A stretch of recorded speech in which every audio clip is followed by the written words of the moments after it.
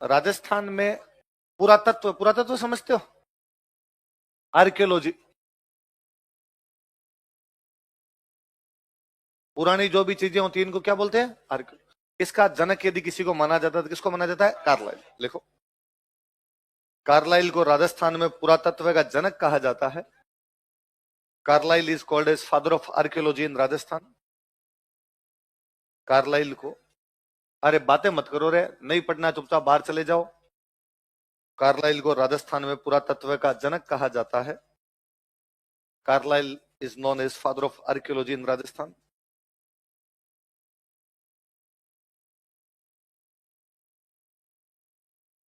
Carlisle को राजस्थान में पुरातत्व का जनक कहा जाता है। Carlyle is known as father of archaeology in Rajasthan. तो राजस्थान में पुरातत्व का काम शुरू करने वाला बंदा कौन था? कार्लाइल। सबसे पुरानी चीजें अपने को कौन से काल में मिलेगी? पाषाण काल। तो हेडिंग डाल लो, पाषाण काल। पाषाण काल, स्टोन एज।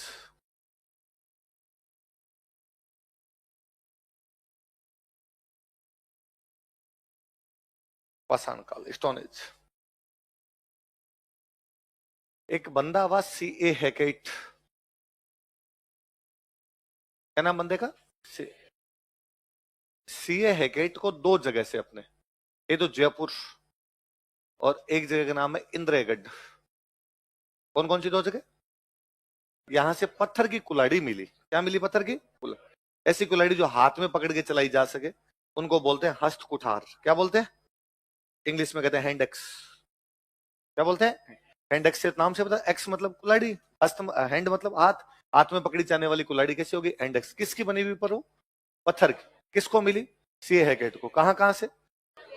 इंद्रगढ़ बूंदी में जगह पड़ती है। इंद्रगढ़ कहां पे? बूंदी। लिखो 1870 ईस्वी में, इन 1870 एडी, 1870 ईस्वी में, इन 1870 एडी,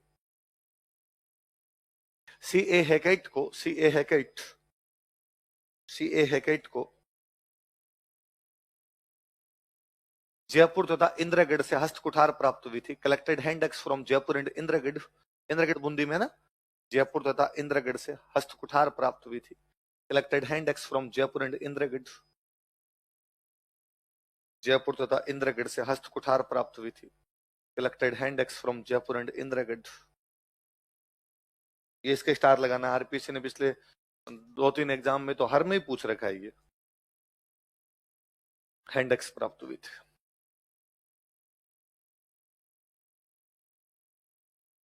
फिर एक बंदा था सेटनकार। कौन बंदा था? सेटनकार को ऐसी कुछ चीजें मिलती है झालावाड़ से। कहां से मिलती है? झालावाड़। फिर एक बंदा था बी आलचीन। क्या नाम था? और बी आलचीन को ऐसी कुछ वस्तुएं मिलती है जालोर से। कहां से मिलती है? लिख लो। सेटनकार को ऐसी वस्तुएं झालावाड़ से प्राप्त हुई। Seton Karr collected such things from Jhalawar.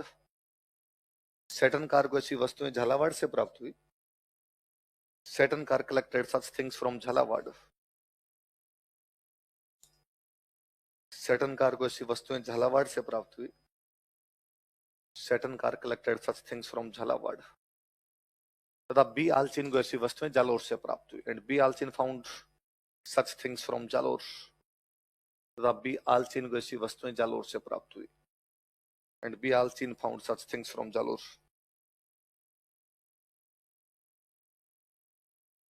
B Allchin को ऐसी वस्तुएं कहां से मिली? चल, तो C.A. हैकेट को कहां कहां से मिलती है हस्तकुठार? जयपुर और इंद्रगढ़। सेटनकार को कहां से मिलती है? झालावाड़। और बी आलचीन को कहां से मिलती है? अब पाषाण काल के मुख्य केंद्र कौन कौन से थे? लिख लो। केंद्र, सेंटर।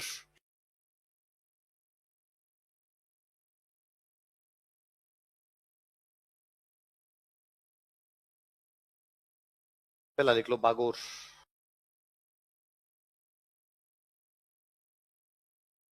देखो बागोर, भीलवाड़ा में एक जगह है बागोर।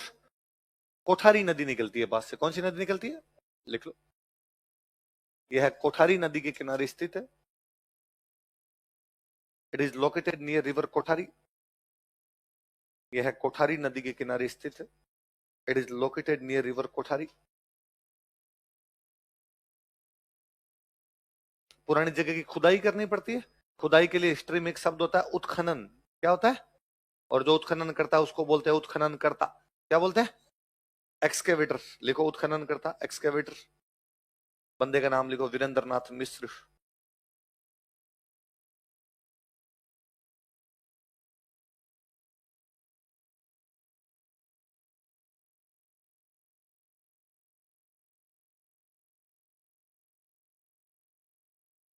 वीरेंद्र नाथ मिश्र। कौन उत्खनन करता, कौन है? क्या क्या मिला, लिखो साक्ष्य, एविडेंसेस।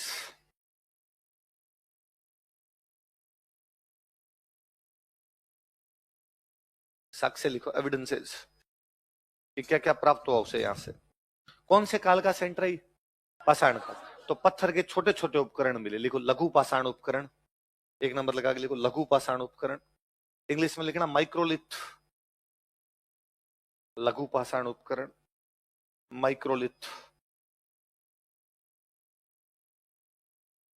माइक्रोलिथ। फिर पशुओं को पालना शुरू कर दिया मनुष्य ने, तो पशुपालन के एविडेंस मिलते, लिखो पशुपालन। इंग्लिश में लिखना डोमेस्टिकेशन ऑफ एनिमल्स।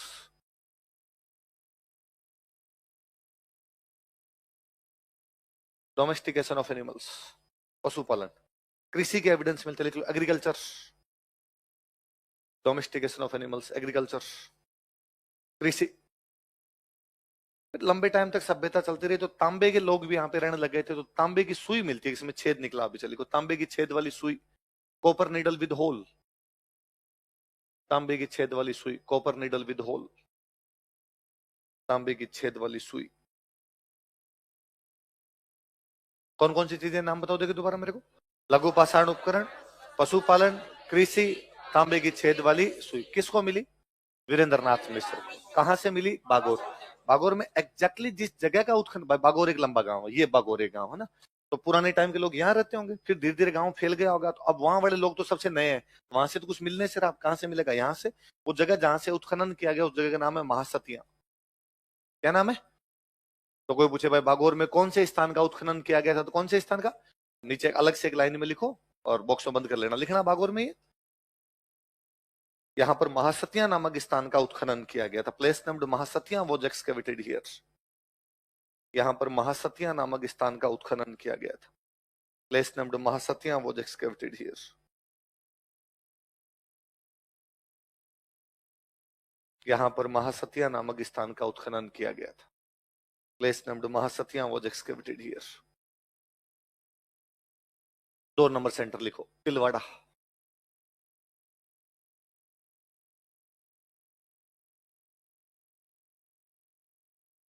तिलवाड़ा। अब तो ये आजकल नया डिस्ट्रिक्ट बन गया इधर, बालोतरा आपका। तिलवाड़ा आपने मेला पढ़ते ना, मल्लीनाथ जी का पशु मेला, तिलवाड़ा।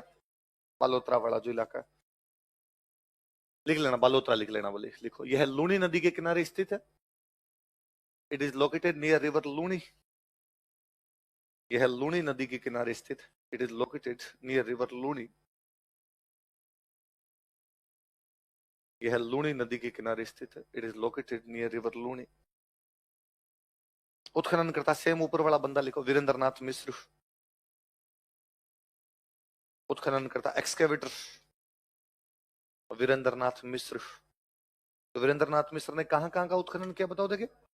बागोर और तिलवाड़ा। लिखो साक्ष्य लिखो।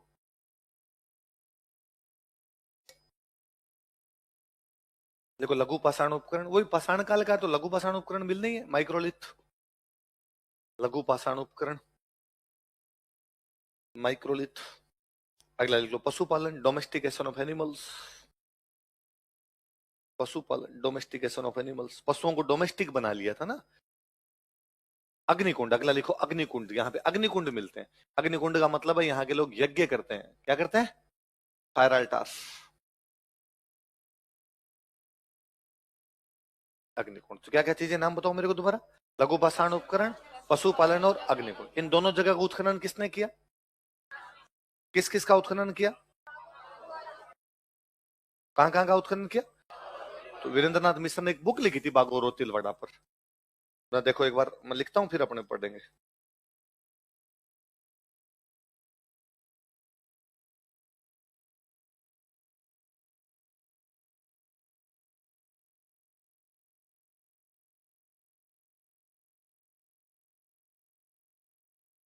क्या नाम है बुक का, बोलो देखिए, बोलो। Bagor and Tilwara late mesolithic cultures of north west India. बोलो देखिए दोबारा, बोलो क्या है। Bagor and Tilwara late mesolithic cultures of north west India. ये बात लिख लो, फिर मैं समझाता हूँ। लिखो, वीरेंद्र नाथ मिश्र की पुस्तक है, लिख लो, इस बार नहीं याद हो जाएगा। वीरेंद्र नाथ मिश्र की पुस्तक, book of Virendra Nath Mishra.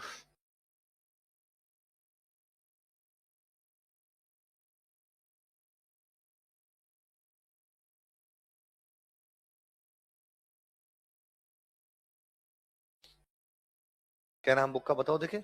Bagor and Tilwara late mesolithic cultures of north west India.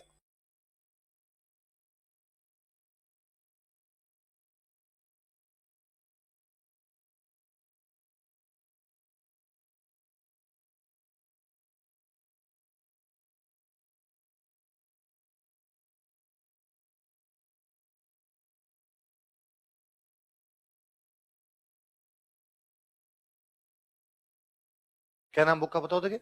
Bagor and Tilwara late mesolithic cultures of north west. देखो, एक तो इस माने याद हो जाएगा कि वीरेंद्रनाथ मिश्र ने कहां कहां का उत्खनन किया था, बागोर और तिलवाड़ा। फिर मैं इस पे ध्यान दिलाना चाहता हूं आपको। देखो, इसमें शब्द लिखा हुआ है मिजोलिथिक। क्या लिखा हुआ है? मिजोलिथिक का मतलब होता है मध्य पाषाण काल। क्या मतलब होता है भाई? पाषाण काल के तीन टुकड़े हो जाते हैं, एक होता है पूरा पाषाण काल, एक होता है मध्य पाषाण काल, एक होता है नव पाषाण काल। Palaeolithic, mesolithic, Neolithic. तो अब अपने से कभी कोई अपनी किस्मत ही फूटे, कोई पूछ ले कि पाषाण काल में भी कौन से पाषाण काल की है, तो किताब के नाम से अपने को पता है मध्य पाषाण काल किसकी है। तो बुक का नाम ही बता दो क्या है। Late mesolithic cultures of north west India. Late का मतलब है मध्य पाषाण काल में भी लेट है, मध्य पाषाण काल में भी शुरुआत के मध्य पाषाण काल की नहीं है, बाद के मध्य पाषाण काल की। याद रह जाए किताब का नाम, बोलो देख क्या नाम है। Bagor and Tilwara late mesolithic cultures of north west. फिर अगले कुछ सेंटर के मैं नाम नाम लिख रहा हूं, उतार लो, फिर अपने बात कर लेंगे। अगले पे कोई बातें नहीं है अपने पास, केवल नाम ही है।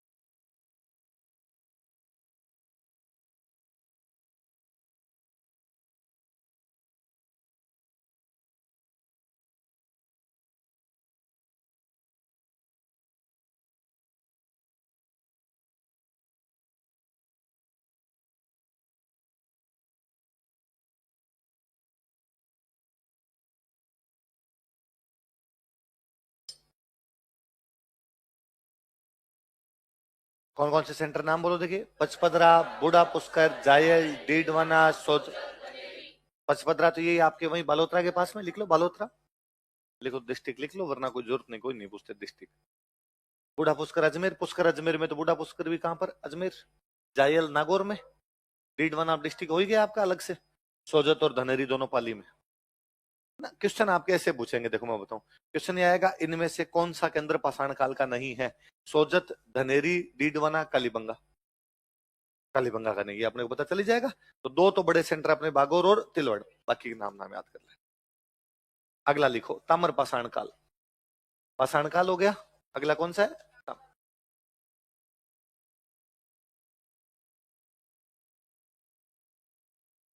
Chalcolithic era.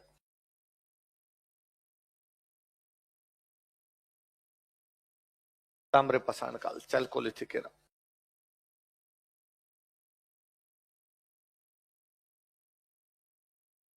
इस काल की जो सभ्यता है ना, वो बनास नदी के पास में है। कौन सी नदी के पास में? इसलिए उसको या तो क्या बोलते हैं, बनास सभ्यता। उसका मुख्य केंद्र है वो है आहड़। कौन सा है? इसलिए क्या बोलते हैं, आहड़ सभ्यता। तो हेडिंग डाल लो, बनास सभ्यता है, आहड़ सभ्यता। बनास सिविलाइजेशन या आहड़ सिविलाइजेशन। बनास सभ्यता है, आहड़ सभ्यता।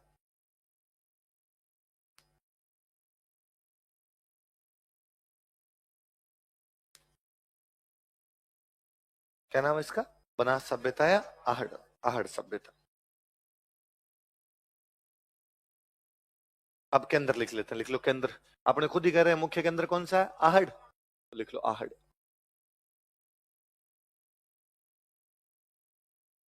उदयपुर के एकदम पास में ही जगह है आहड़, तो लिख लेना कोष्टक में उदयपुर। केंद्र लिखो, सेंटर, पहला सेंटर लिखो आहड़। विजय सियाग सर ने एक नदी बताई होगी आयड, जो बाद में अपना नाम बदल के हो जाती है बेड़च, लिख लो। यह आयड या बेड़च नदी के किनारे स्थित है। It is located near Ayad और बेड़च। यह आयड या बेड़च नदी के किनारे स्थित है। It is located near river Ayad और बेड़च। कौन सी नदी किनारे स्थित है, आयड। प्राचीन नाम लिखो, आहड़ के प्राचीन नाम क्या थे, एंशियंट नेम। आघाटपुर, क्या नाम था। तो कोई पूछे पूछे आघाटपुर किसका पुराना नाम था, तो किसका पुराना नाम था, या इसका नाम मिलता है अपने को आठपुर। क्या क्या पुराने नाम मिलते हैं बताओ, देखिए। आघाटपुर या आठपुर।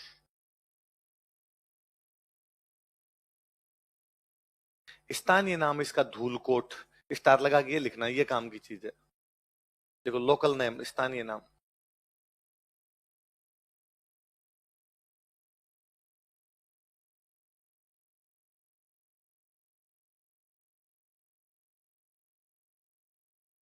स्थानीय नाम क्या है, धूलकोट। आहड़ के पुराने नाम क्या क्या थे, आघाटपुर या आठपुर। स्थानीय नाम क्या है, धूल। वो लिखो इसके, उत्खनन करता।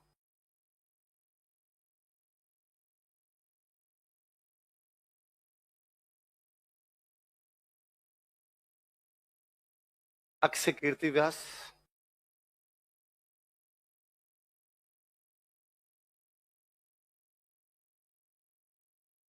रतन चंद्र अग्रवाल,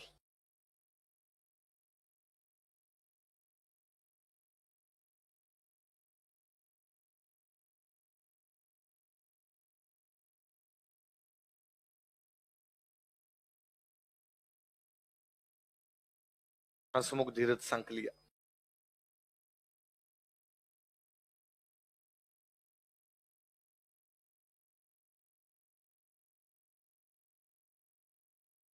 कौन कौन है बताओ देखे, अक्षय कीर्ति व्यास, रतन चंद्र अग्रवाल और हंसमुख धीरज।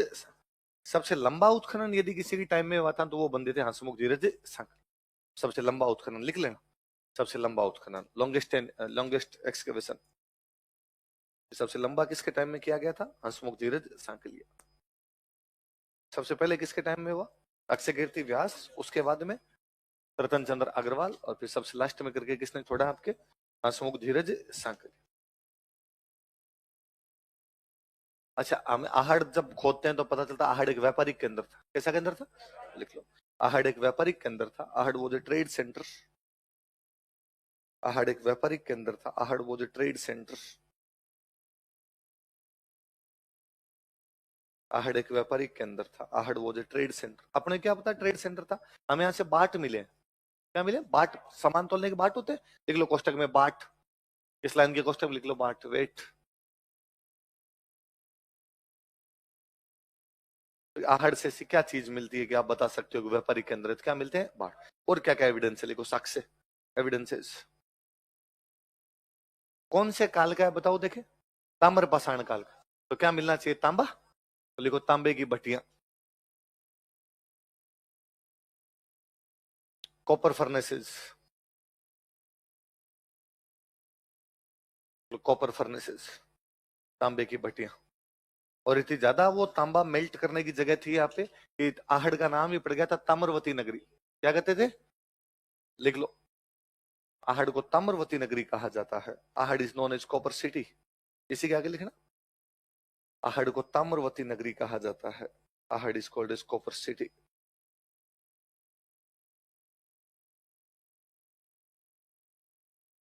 क्या कहा जाता है इसको, ताम्रवती। अच्छा, पुरानी सभ्यताओं में सब में बर्तन मिलते हैं, बड़े बड़े मिट्टी के बर्तन मिलते हैं। मिट्टी के बर्तनों को बोलते हैं मृद भांड। क्या बोलते हैं, और मृद का मतलब मिट्टी, भांडे, भांडे बर्तन बोलते हैं, बर्तन भांडे अपने।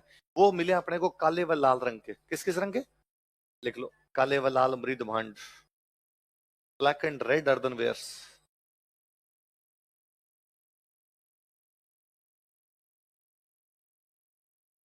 काले व लाल मृद भांड। ये जो काले और लाल मृद भांड मिले हैं ना, इनको वहां की भाषा में लोग बोलते हैं गोरे या कोट। क्या बोलते हैं? तो इनके आगे तीर लगा के लिख लो गोरे या कोट। इनको लोग कहते क्या है? आपने जो इनको मृद भांड कह दिया, लोग क्या कहते हैं इनको? गोरे या कोट। ये बड़े बड़े मिट्टी के बर्तन है सामान रखने के लिए, उनको लोकल भाषा के अंदर क्या बोलते थे? गोरे या कोट। किस रंग के थे वो? काले। फिर है ना यहाँ से ऐसे, जैसे ये मेरी प्लेन साइट है, अब मान लो इस पे मेरे को फूल पत्तियां बनाना, तो कोई ऐसा ठप्पा लेना पड़ेगा, फूल का ठप्पा बना दिया, पत्ती का ठप्पा बना, ऐसे ठप्पे मिले लकड़ी के, तो रंगाई छपाई क्या करते होंगे ये लोग? देखो, रंगाई छपाई उद्योग, पेंटिंग एंड डाइंग इंडस्ट्री।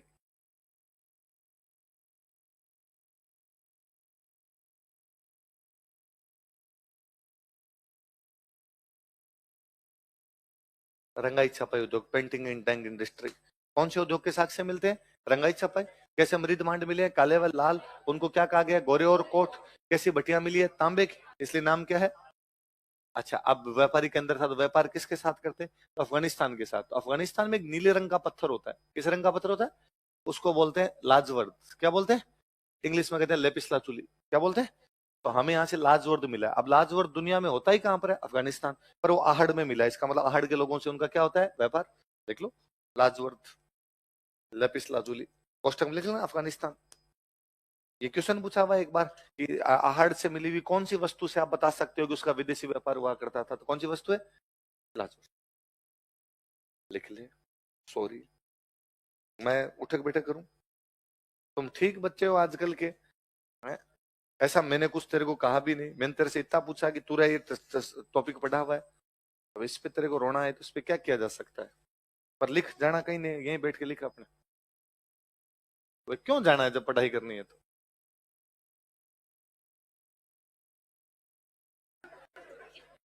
अरे शांत रहो रे। ले, कैसे तुम वापस मेरे को गालियां निकालो, और तो क्या कर सकते हैं? भाई ये यही किया जा सकता है कि मैंने तेरे को ये कह दिया तेरा टॉपिक पढ़ा हुआ है, तेरा मानना है कि नहीं पढ़ा हुआ है, और तो क्या किया जा सकता है इसमें? एक एक बर्तन मिला है पानी का, जिसके दोनों साइड में हैंडल नहीं लगे हुए। लिखो, बिना हत्थे का जलपात्र। लिखो, बिना हत्थे का जलपात्र। अरे क्या हुआ? हम्म? क्या? गेवर? गेवर मिले नहीं थे क्या एक दिन आप? हैं? हैं? आपके बच्चे नहीं खिलाए थे? हैं? हैं? हाँ, देखो, जो सोवत है सो खोवत है, सो जागत है सो पाओ। कब? अभी रक्षाबंधन के आसपास मिले होंगे गेवर आपको। हैं? हैं? तीज वाले दिन, हाँ तीज वाले दिन, हाँ। अरे तो वो तो घेवर वाला तो बड़ा ही शानदार ही हुआ। तो वो क्या, रक्षाबंधन से ठीक एक दिन पहले मैं PCM 5 की क्लास ले रहा था। तो मैंने PCM 5 वालों को कहा कि कल रक्षाबंधन को भी मैं तुम्हारी क्लास लूंगा। और मैंने कहा वैसे भी 30 तारीख को रक्षाबंधन शाम को है, दिन में भद्रा थी, तो मैं दिन में तो कोई राखी बांधेगा नहीं, शाम को बांधोगे, तो तुम आ जाना क्लास में। तो उन्होंने कहा ठीक है सर आ जाएंगे, पर हमें सर है ना मिठाई खिलाओगे। क्या मिठाई खिलाए? तो उन्होंने कहा कि सर हमें घेवर खिलाएं। मैं ठीक है। तो मैंने नवीन जी को कहा कि नवीन जी PCM 5 में कल क्लास लगानी है और उसमें घेवर खिलाना। तो उन्होंने कहा मैं तो छुट्टी बोल के आ गया, मैं शाम को कह रहा था। तो मैं कहा, यार लगा लेते क्लास। तो उन्होंने कहा सर कल रक्षाबंधन है, पूरा स्टाफ छुट्टी पे जाएगा, अब आपके चक्कर में पूरे स्टाफ को आना पड़ेगा। तो मैंने कहा ठीक है भाई, छुट्टी होगी तब होगी क्या। अब मैं 31 तारीख को क्लास में, सुबह सुबह 7 से 9 क्लास। उन बच्चों ने वापस मेरे तरफ सर घेवर। तो मैं गया, यार कल वो तुम्हारा कैंसिल हो गया, और आज मैं देखता हूँ यदि आज व्यवस्था हो जाए तो आज करवाता हूँ, वरना कल पक्का पक्का खिला दूंगा। मैं ठीक है। मैंने नवीन जी को फोन किया, नवीन जी आज, उनका आज अब हाथों हाथ घेवर नहीं बन सकते, अब तो अपने कल ही खिलाएंगे। ठीक है। तो मैंने नवीन जी को यहाँ पे कल वो पक्का ध्यान रखना। तो उन्होंने कहा सर कल है ना, मैंने आपकी 7 बैच में एक साथ क्लास लगा दी, PCM 5, PCM 6, PCM 7, PCM 8 और F5 से F1 से F5, 9 बैच एक साथ है सर। उनमें सर एक नहीं था, PCM 6 नहीं था सर, 8 बैच एक साथ थे। तो सर वो 8 बैच के लिए घेवर, तो मगर अब PCM 5 को मेरा बोला हुआ, तो एक साथ ही मंगानी पड़ेगी, क्या इलाज है? तो एक साथ मंगाई सबकी। वहां उस बेस में क्लास को एक टॉपिक सबका एक साथ बाकी था, तो मैं यार साथ में हो जाएगा मेरी, ठीक रहेगा। तो उस बेस में मैं क्लास लेने के लिए गया। तो नवीन जी ने, मैंने कहा सर सीटिंग क्या है? तो उन्होंने कहा सर सीटिंग पूरी है, बच्चे तो खूब आगे, लेकिन हमने बिठा लिए इनको, थोड़े बहुत बच्चे हैं जो थोड़ा सा बाहर भी बैठ जाएंगे, इनका सुना बाद आपकी क्लास ले लेंगे। तो मैं ठीक है कोई नहीं। पर कहा कि सर एक दिक्कत है। मैं क्या कि इसमें PCM 5 नहीं है। क्यों नहीं है पीसीएम 5? तो ये पीसीएम 5 में 300 बच्चे एक्स्ट्रा बैठे हैं, वो ज्यादा है, वो इसमें आ नहीं सकते, तो उनकी तब हम छुट्टी करेंगे। 11 बजे है मेरी, वो 11 से 3 की क्लास लगे, तो उनकी तो हम छुट्टी करेंगे। ठीक है, तो पीसीएम 5 चला गया, बाकी 1800 को गिवर मिले। जिनको मिलने नहीं चाहिए थे उनको मिले। अब मैं नवीन जी का भाई पीसीएम 5 को कल पक्के पक्के खिलाना, वरना उन बच्चों का यार मैं मुंह क्या दिखाऊंगा यार क्लास में जाके। तो नवीन जी ने कहा ठीक है। अब नवीन जी मेरे को शाम को फोन करते हैं कि सर कल पीसीएम 5 और पीसीएम 6 की एक साथ क्लास है। तो खिलाना है कि नहीं खिलाना है? मैं यार खिला दो यार। तो क्या भाई पीसीएम 6 वाले और एक्स्ट्रा स्टूडेंट हो जाएंगे, और हो जाएंगे, तब आ जाएंगे और क्या। अब उन्होंने पीसीएम 5 पीसीएम 6 का अंदाजा लगाया, भाई अपने पास स्टूडेंट आ जाएंगे मान लो 600, और उस बैच में 400। तो उन्होंने मेरे को वापस फोन किया कि सर इतने बच गए। तो मैं बच्चे वगैरह सर वापस दे दो। वापस क्यों दे दो यार, कोई बैच बेटा उसको खिला दो। तो शायद आपके प्री वाला कौन सा बैच था मुझे नहीं पता कौन सा था। हाँ, तो क्या सर हमने प्री वाले किसी बैच में खिला दिए हैं, तो मैं प्री वाले में खिला दिया। ठीक है भाई, आया हुआ तो किसने किसी बच्चे को मिल ही जाए, तो तुम थैंक यू पीसीएम 5 बोलो।